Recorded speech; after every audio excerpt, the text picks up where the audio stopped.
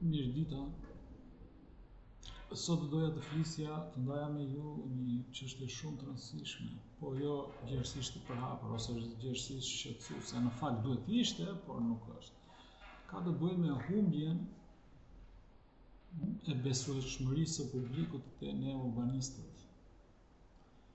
Kjo është arsyeja pse thash që është gjerësisht ose duhet ishte gjerësisht shqetësuese, sepse impakton të gjithë qytetarët, gjendja e qytetit, forma fizike e qytetit me cilën, si thua, merren urbanistët, ndikon, impakton çdo gjë në jetën e qytetarit, që nga çështjet më minimaliste deri tek politikat e mëdha publike, të cilat sjellin në fakt ose drejtojnë, se nuk e sjellin, po drejtojnë, kornizojnë një mirëqenie shoqërore.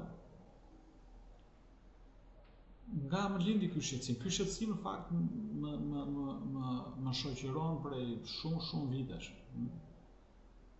Por dje kur isha në një emision, duke folur me moderatorin e atij emisioni, Trurin bënte dy punë. E para ishte i thënë përgjigje pyetjeve në ato kufit modest të mijat mbi çështjet urbane të Tiranës, dhe së dyti punonte mbi këtë shqetësim, punonte mbi faktin ore profesioni i urbanistit ka arritur fundin e besimit, fundin moral.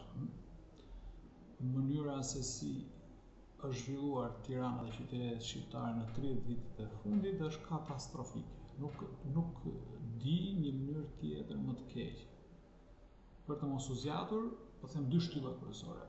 Mënyra se është zhvilluar Tirana dhe qytetet tjera të mëdha, por edhe ato si konsekuencë edhe ato qytetet tjera që janë braktisur, nuk janë sulmuar nga migracioni i brendshëm sikurse ka ndodhur me Tiranën, është katastrofike. Nuk gjendet një e dytë, mund të krahasohet me atë që solli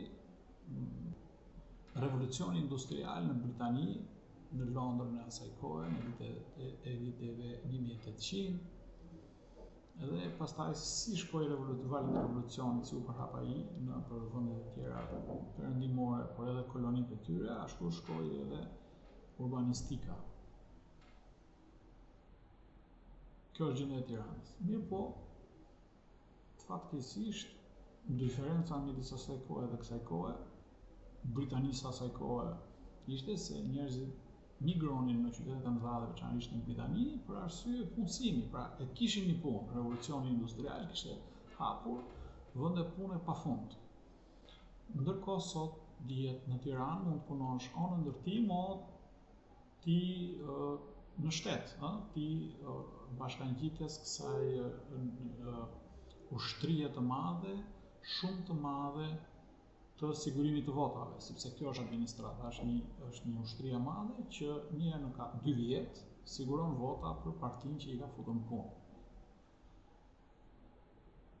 Kurse dimensioni i dytë është ky që po ndodh tani dhe ka ndodhur në Shtetet e Bashkuara e pastaj më vonë, pas të është fenomeni urbanizimit, ndërtimit masiv të vilave, të tejshtrira në periferitë të qytetit. Në Tiranë e shikojmë qartësisht në jug të qytetit, në juglindje të qytetit, me ato vilat që i quajmë ne, apo shtëpitë familjare që shtrihen pafund. Ky është një problem i madh që edhe ky duhet zgjidhur, sikurse i pari u zgjidh ose ju dha një përgjigje që me qytetet kopësht të Ebenezer Howard. I dyti është New Urbanism, një rrymë tjetër shumë prestigjioze sot në botë, urbanistike, një teori urbanistike ose një paradigmë urbanistike shumë e rëndësishme sot në botë, por veçanërisht në Amerikë, që nga fundi viteve 80 të shekullit të kaluar,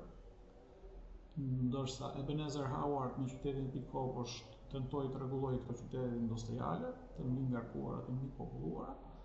Këta po mundohen të frenojnë tejshtrirjen, i cili ka fenomene ose ka veçori, karakteristika shumë të dëmshme për gjithçka nisur nga cilësia e jetës urbane e qytetarëve, mbritur te çështjet e mëdha kombëtare, sikurse është territorialiteti, është çështje e rëndësishme. Dy janë burimet, unë ndoshta kam thënë shumë herë, por nuk do lodhem se thoni që një shtet ka dy dimensione ose ka dy kolona ku mbështetet.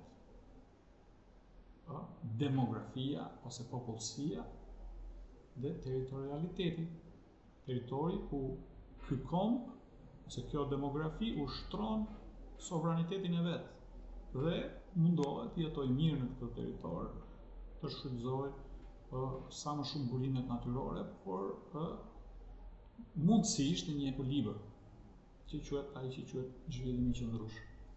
Për të kthyer te çështja,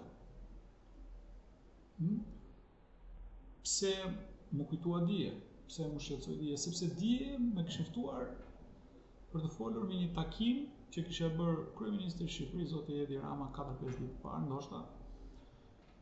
Unë të jemi ndershëm as nuk e pash, nuk është se e ndoqa. Me shumë arkitekt botror, me famë botror. Dhe kjo është arsyeja e dytë pse kemi rënë në krizë, ose që tregon që jemi në krizë totale, veçanërisht urbanistët e Shqipërisë. Arkitektët e urbanistët e Shqipërisë sot janë totalisht prej 25 vjetësh të papunë. Një grusht i vogël njerëzish bëjnë projektet në Shqipëri, ose bënin projektet në Shqipëri, nga ky grup i madh arkitektësh që ka Shqipëria, që i prodhon prej viteve 60-70 shekullit kaluar, ka sa u bën 40 edhe 20, rreth 60 vjet që Shqipëria prodhon arkitekt dhe urbanist, por sot kryeministri na thotë që nuk bëjnë asnjë lekë, sot ka 25 vjet që na e thotë, në fillim në Tiranë dhe pastaj tani që është kryeministër në 12 vitet e fundit për gjithë Shqipërinë, po mundohet, po ka realizuar një skemë shumë qartë të sjelljes së arkitektëve dhe urbanistëve nga jashtë për të zgjidhur çështjet urbane dhe arkitekturore të Shqipërisë, që në fakt nuk është gjë tjetër vetëse implementimi i kuptimit të tij mbi çështjet e arkitekturës. Pra, nuk është se ka na ardhur dikush me një paradigmë të na thotë diçka të zgjuar ose jo, nuk ka rëndësi, po me një pohim shkencor, teorik, që unë i përkatës kësaj rrymë mendoj se Shqipëria ka këto probleme dhe duhen zgjidhur kështu.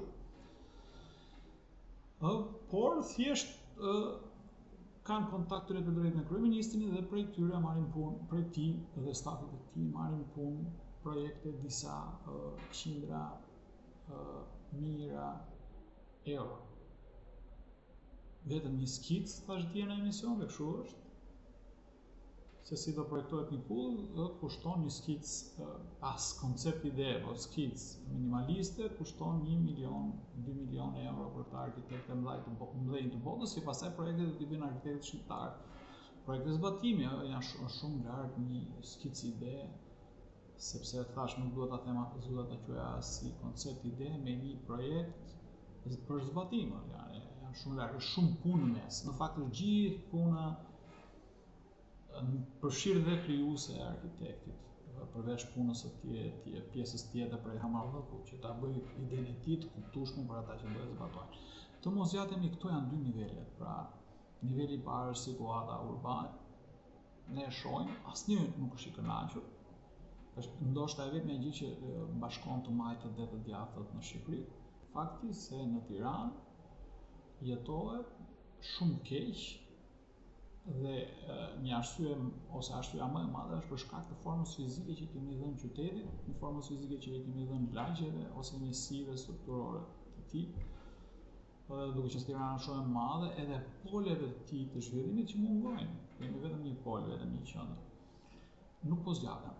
Kjo ishte arsye e parë, është empirikisht e qartë. Po të bëhet intervista që populli shqiptar nuk ka minimumin e respektit për arkitektët dhe urbanistët e vet. Nga ana tjetër, edhe realiteti tregon që ata nuk po punojnë më për shumë vitesh. Janë arkitektë huaj që vendosin si do zhvillohet Tirana nisur që nga plani njerë, ne kemi një plan urbanistik të Tiranës të bërë nga një arkitekti vetëm, që mund të jetë, kam thënë shumë herë, them prapë nuk kam turp, mund të jetë arkitekti më i mirë i botës, por gjithsesi është një individ.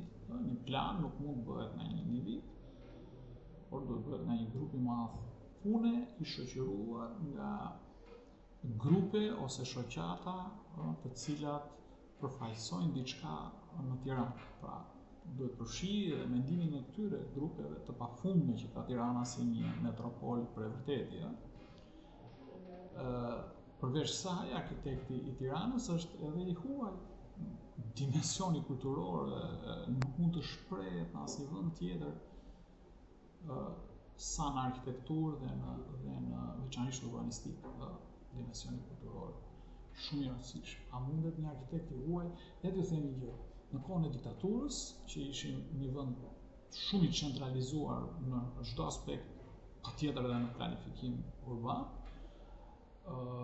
grupi punës që ngrihen atë institutin përkatës për të bërë planin rregullues të një qyteti, le të themi Përmetit, shkonte 6 muaj jetonte në Përmet, që të njihej dhe të arrinte të njihte gjithë për aq sa mundi për 6-7 muaj, kulturën, traditat, historinë, janë të gjitha shumë të rëndësishme në planifikimin urban.